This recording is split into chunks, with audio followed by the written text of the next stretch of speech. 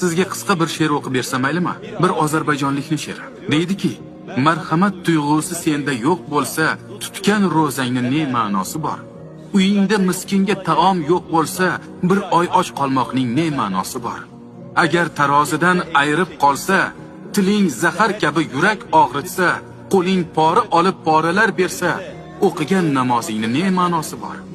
Yolg'ondan ont ichib savdo qilganlar, haqiqatdan xabarsiz xato qilganlar, haqsizdan pul olib haqli qilganlar, haj qilmoqning ne ma'nosi bor?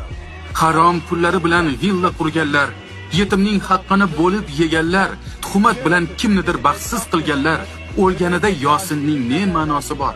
Namoz ham, roza ham muhim birodar. Vijdonli bo'lish qiyin birodar. Haqiqiy inson bo'lish muhim birodar. Amalsiz Qur'onning ne ma'nosi